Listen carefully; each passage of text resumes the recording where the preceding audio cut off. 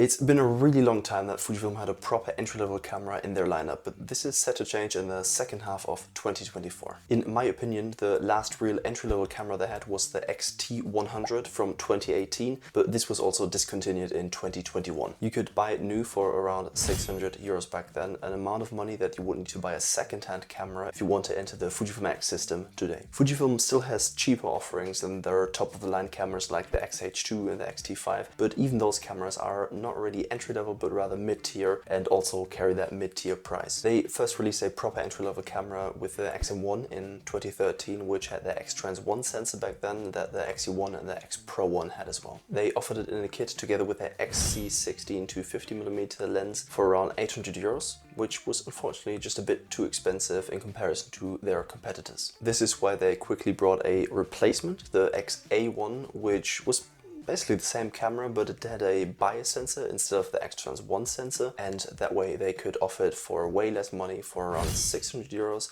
together with the XC16 to 50mm lens again. These cameras were very distinct because they were interchangeable lens cameras, but they did not have a viewfinder, only the screen. But now Patrick from FujiRooms.com finally broke the news that Fujifilm will release a successor to the XM1, which will be called the XM5, and it'll come in the second half of 2024. Now, on that screen, I've been thinking a bit about it, and I think Fujifilm usually uses flippy screens for their video-centric cameras and three-way tilting screens for their photocentric cameras, just like they did with the X100 for example. And this camera I don't think will have a flippy screen, even though it has great potential to be a proper video-centric camera, just like the ZV-1 that Sony brought out, because it also does not have a viewfinder. I don't think it will be video-centric. In my opinion, they will go for a photocentric camera and will therefore bring the three-way tilting screen. And on the topic of the viewfinder, I don't see that changing either. I don't think they will bring a viewfinder to this new XM5. I have seen rumors suggesting that the XM5 will be the continuation of the XE4 as well, not just the XM1, and will therefore have a viewfinder, but honestly, I don't see that happening. It wouldn't really make sense for them to go with an old name like the XM line. They could just go with the XE line and call it the XE5. I feel like Fujifilm is a bit threatened by Ricoh with their small cameras, as they've been poaching a lot of customers for smaller cameras like the X100, which is obviously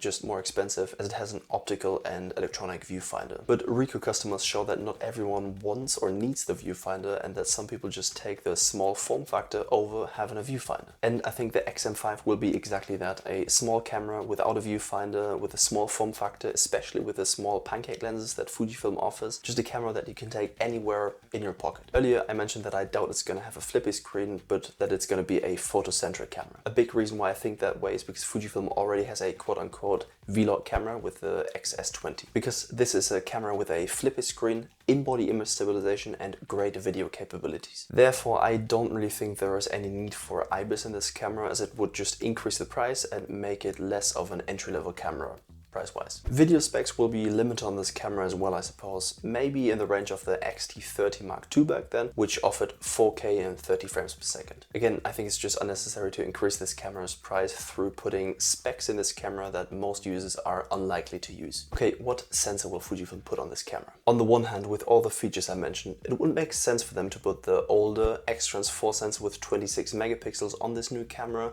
just to keep the price down a bit. Especially because I don't think this camera really needs any more than 26 megapixels. But as this camera will be called the XM5, I can't really shake the feeling that Fujifilm will implement the X-Trans 5 40 megapixel sensor in there. At this point, I'm not even sure how much difference the X-Trans 4 to the 5 sensor makes price-wise, but I think both are viable for this camera. That said, I would rather see the X-Trans 4 sensor. And now to people that will be buying this camera. I know this is completely subjective, but I kind of have a hunch of what kind of people are going for this camera.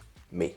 No, for real, I think people that are already invested in Fujifilm are more likely to buy into this camera, especially if they already have a top-of-the-line camera and a couple of lenses in the Fujifilm X system. People that just sometimes want to be able to bring a package with a small form factor. Because that one paired with a small pancake lens from Fujifilm would be an even smaller package than the X100 for example. Now, even though this camera will be a proper entry-level camera, hopefully with the price to match, I don't think it is the way to go for people wanting to enter the Fujifilm X system. Of course, some people don't enter the Fujifilm X system for the shooting experience, but rather for the JPEGs. That said, I think most people want to enter the Fujifilm X system not just because of the JPEG color, but because of that film-like shooting experience with all these dials on top of your camera that you can change your settings with and really get a feel for all these settings. Now that said, the XM5 will likely have a similar layout to the XM1 and therefore won't have any dials for shutter speed or ISO on top of the camera. And that's why I think for people looking to enter the Fujifilm X system for the shooting experience, it makes more sense to look for a used camera like an XE or XT line camera that can be had for around 500 to 700 euros. Price-wise, I'm not sure where this camera will lie, but I think if they only implement the basics that I mentioned earlier, I think it could hover around 700 euros new for only the camera with no lens. And that would actually be a proper entry-level price for a Fujifilm camera. One last thing that I think is very important for this camera, especially if Fujifilm is trying to be more competitive in this market than Ricoh, they will need to have a proper build quality. None of this flimsy filling stuff that some companies implement in their lower tiers of products. If Fujifilm can deliver on this front, as well as meet demand of people wanting to buy this camera, I think they could be a real competitor to the Ricoh GR cameras. Anyway, if you want to find out more about